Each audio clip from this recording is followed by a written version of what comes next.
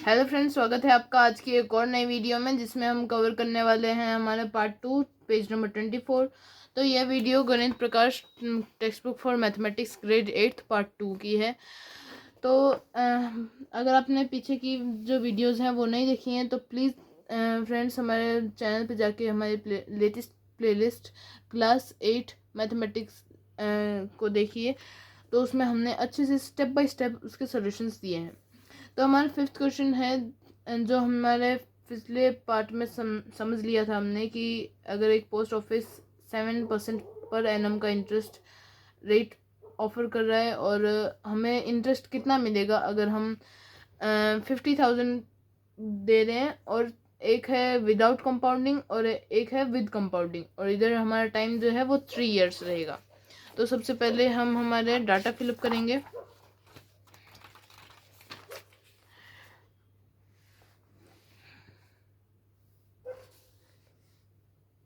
Question number 5th. So with compounding and without compounding.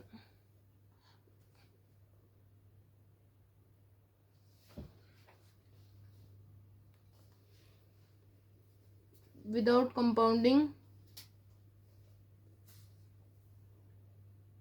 and compounded one.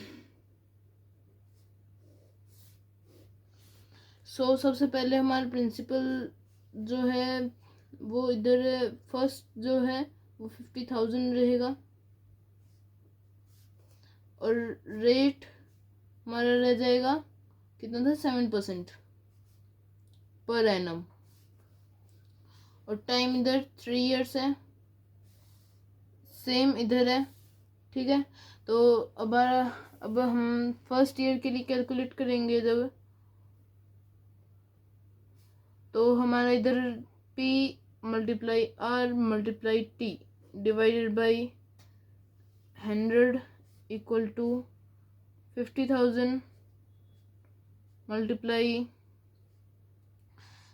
7 multiply 3 नहीं, इधर 1 use होगा, पर हम फर्स्ट सेकेंड और थर्ड ईयर के लिए अगर निकालें तो इधर 3 यूज़ होगा, नहीं तो इधर 1।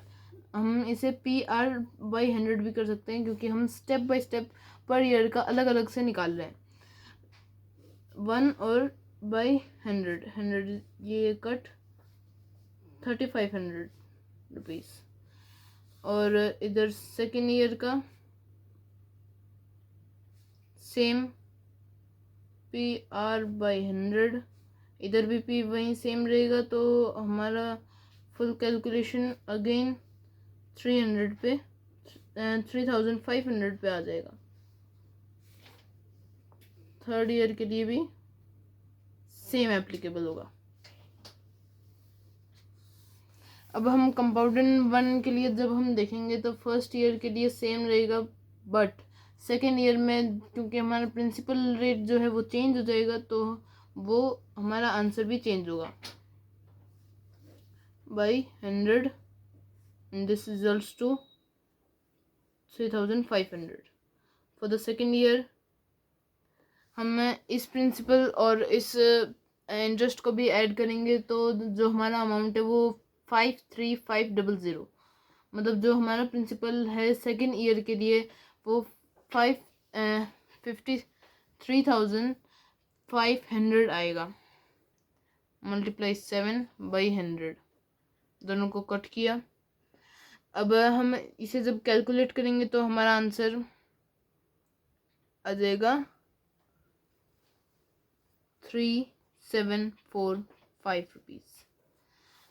जो इसमें अब हम इसे ऐड करेंगे तो इसे ऐड करने की वजह से जो हमारा थर्ड ईयर का प्रिंसिपल आएगा वो होगा 57,245 रुपीज़ मल्टीप्लाई 7 डिवाइडेड बाई 100। जब हम इसे कैलकुलेट करेंगे तो हमारा जो फुल फाइनल वैल्यू होगा वो होगा 4,007.15। ओके, तो ये हमारा लास्ट वैल्यू हुआ है, तो इसका जो टोटल अमाउंट रहेगा वो है, सबसे पहले हमारा जो प्रिंसिपल है उसको ऐड करेंगे, प्लस अब ये 3 बार है, और हमारे फर्स्ट ईयर का इंटरेस्ट ये, सेकेंड ईयर का भी same interest and third year का भी same interest, which results in, तो हमारे इसका टोटल इंटरेस्ट होगा 60,500 रुपीज़। ओके, सो इधर भी सेम अमाउंट को जब हम अप्लाई करेंगे तो हमारा जो आंसर होगा वो कैसे निकालेंगे हम, सबसे पहले हमारा जो अमाउंट है उसको प्लस करेंगे, फिर उसके बाद इसे इसे और इसे। सो फर्स्ट ईयर में सेम 3,500 आएगा, उसके बाद 3,745 आएगा, सॉरी ये 4 है, प्लस 4,007.15। सो हमारा फुल कैलकुलेशन करेंगे तब हम 61,252.15 रुपीज़, ये हमारा कैलकुलेटेड आंसर रहेगा, जो इससे ग्रेटर है ऑब्वियसली। अब हमें ये पूछा है कि कितना ज़्यादा मिला है, दोनों को जब हम निकालेंगे तो जो डिफरेंस है वो होगा ₹752.5 more in compound 1। ओके, सो हमारा ये क्वेश्चन भी कम्प्लीटली सॉल्व हो गया है। फिर उसके बाद हमारा जो नेक्स्ट क्वेश्चन है वो देखेंगे हम। Giridhar borrows a loan of 12,500 at 12% per annum for 3 years without compounding, and Raghav borrows the same amount for the same time period at 10% per annum compounded annually. Who pays more interest and by how much? सो हमें जो question है उसमें दिया गया है कि हमें एक लोन लिया है, दो लोगों ने, एक गिरिधर है और एक राघव है।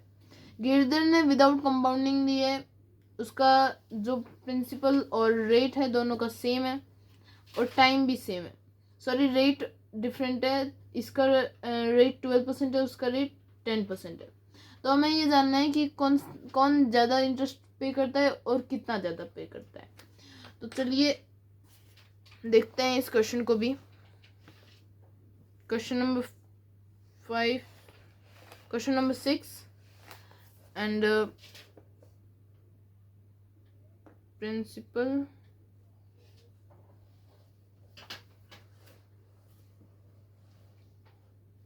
is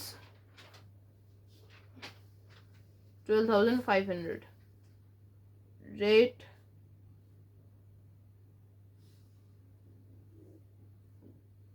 ये गिरधर और ये राघव,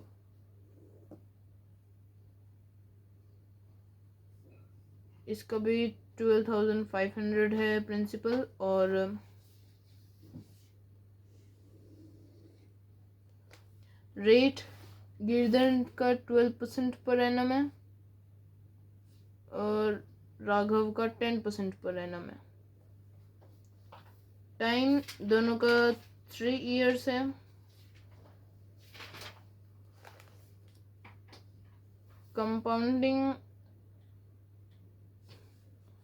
कंपाउंड गिरधर का नहीं है और राघव का है, तो इसका मतलब हमें इसे दोनों का जो डेटा है उसको कैलकुलेट करना होगा। सबसे पहले क्योंकि ये हमारा सिंपल है तो हम सिंपल को सबसे पहले कैलकुलेट करेंगे, जो हमें रिजल्ट करेगा ये गिरधर का होगा। हमें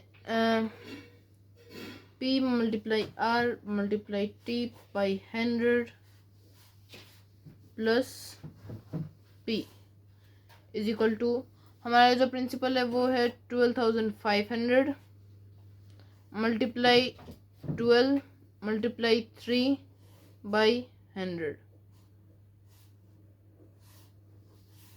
इसे बाद में प्रिंसिपल से भी प्लस करना है जो है 12,500। अब इसे फुल्ली कैलकुलेट जब हम करेंगे तो हमारा जो आंसर होगा वो होगा 4,500 plus 12,500 which results us in 17,000 rupees. सो गिरधर को 17,000 रुपीज़ वापस पे करने होंगे जो हैं 4,500 रुपीज़ ज़्यादा। तो उसके बाद हम राघव का निकालेंगे। राघव का हमारा कंपाउंडेड है तो इसलिए हमें ईयर बाय ईयर निकालना है। तो फर्स्ट ईयर के लिए P multiply R divided by 100 is equal to 12,500 multiply 12 divided by 100 is equal to resulting us in इसे जब हम कैलकुलेट कर रहे हैं तो हमारा जो आंसर है वो होगा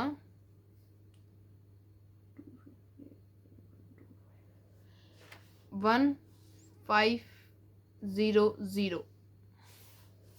तो ये हमारा फर्स्ट ईयर का है। तो सेकेंड ईयर में हमारे प्रिंसिपल में ये जब ऐड हो जाएगा तो PR बाई 100 इक्वल टू, जब ये ऐड होगा तब 1,400,000 multiply 12 divided by 100 which results us in, जब हम इन दोनों को मल्टीप्लाई कर रहे हैं तब आंसर हमारा 48 and 12 1,680। हमारा सेकेंड जो अमाउंट प्रिंसिपल है इंटरेस्ट है वो 1,680 है। और थर्ड ईयर के लिए भी जब हम कैलकुलेट करेंगे तब PR by 100 is equal to 15,680 multiply 12 divided by 100।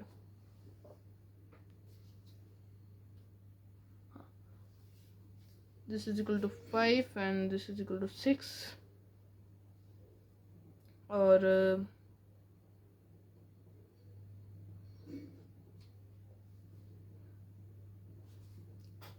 और इसे अब हम divided by 5, 6 8 48, 4 6 6 36 and 40, 4 36 6 and 9 which is equal to 1 and 48 136 and this is the answer 1881.6 rupees। सो जब हम इसका अमाउंट निकालेंगे तो अमाउंट होगा P प्लस इंटरेस्ट है इसलिए I1 plus I2 plus I3। और जब हम इसे फुल्ली कैलकुलेट कर लेंगे तो हमारा जो आंसर होगा वो होगा rupees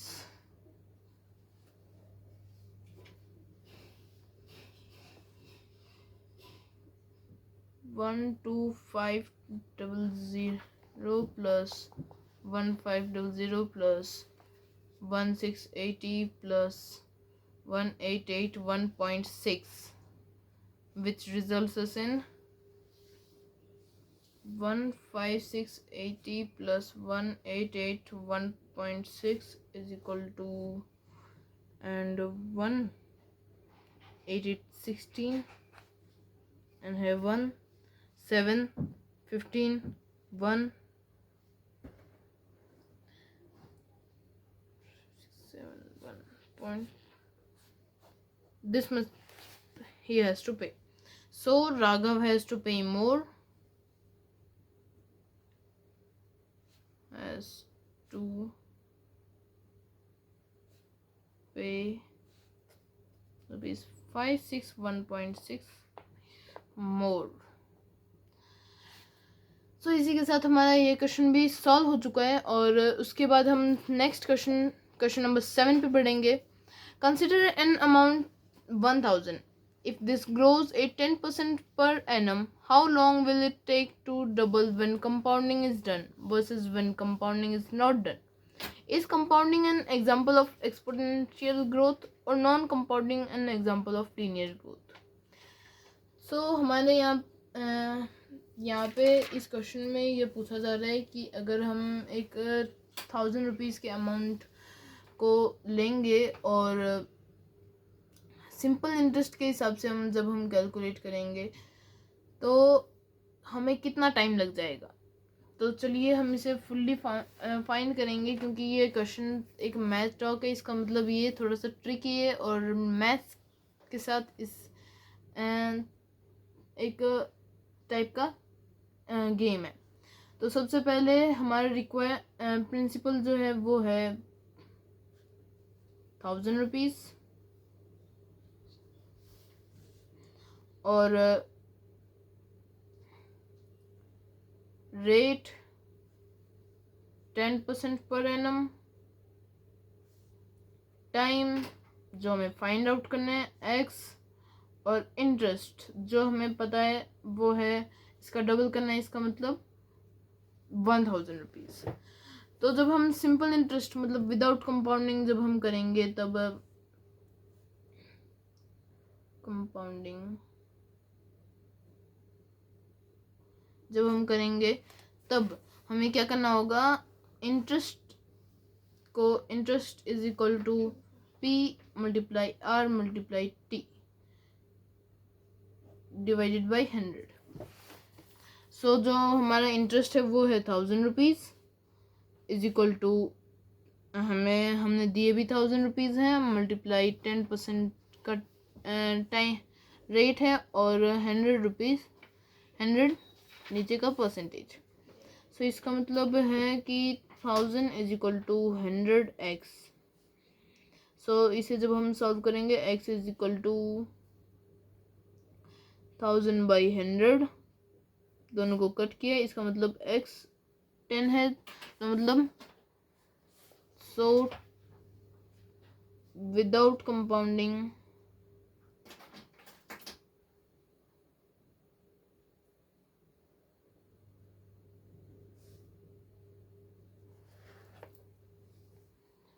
it takes 10 years to double the amount। अब विद कंपाउंडिंग जब हम करेंगे तो विद कंपाउंडिंग मतलब प्रोसेस थोड़ा सा ज़्यादा लंबा रहेगा, आपका टाइम ज़्यादा वेस्ट होगा। इसलिए मैं इसका एक सिंपल सा सलूशन बता देता हूँ।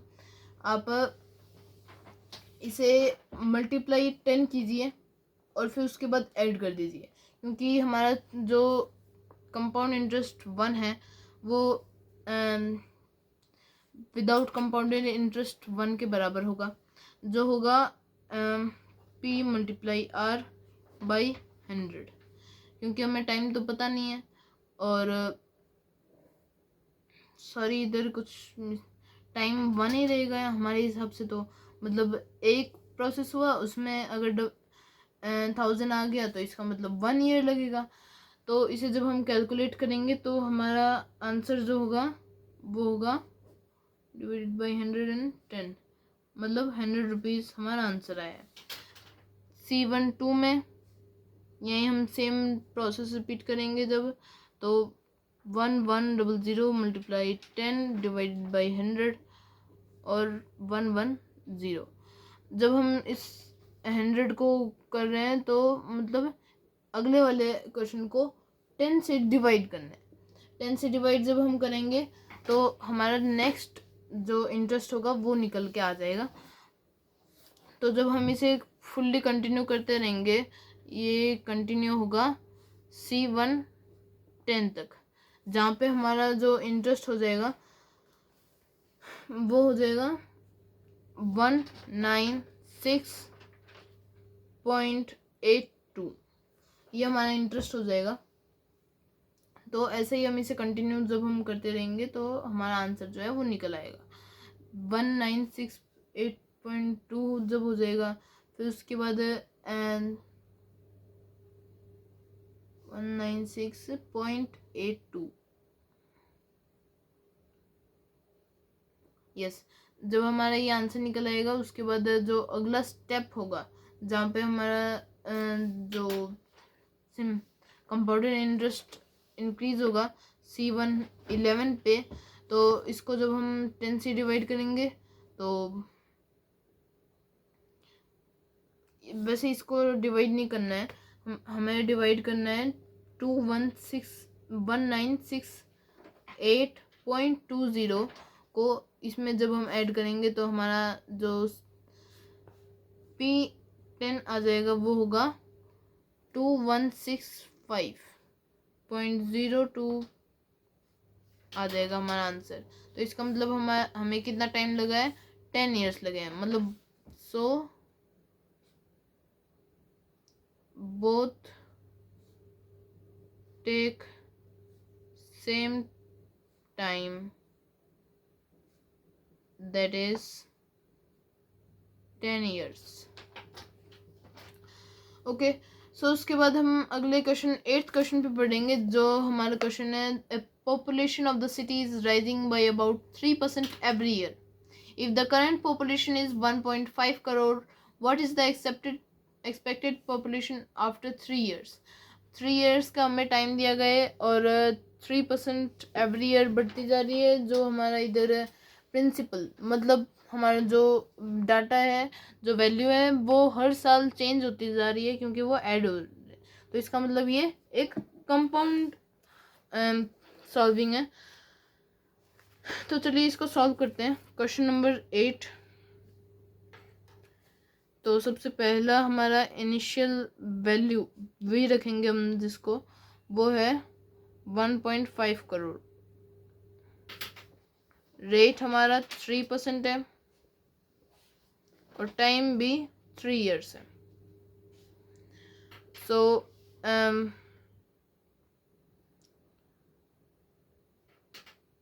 ईयर 1 में इसका 3% बढ़ेगा, तो इसका मतलब 103%, क्योंकि ये इंक्रीज हो रहा है और इसको प्रिंसिपल से ऐड करना होगा।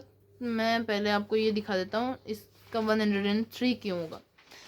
हमें x को प्लस करना है, x बाई 1 मल्टीप्लाई 3/100 से। इसका मतलब x प्लस 3x/100, दोनों को ऐड करने के लिए हमें क्या करना होगा, 100x/100 प्लस 3x/100, जो हमें देगा 103x/100। सो इसका हमें 1.5 करोड़ का कितना परसेंटेज निकालना पड़ेगा, 103/100,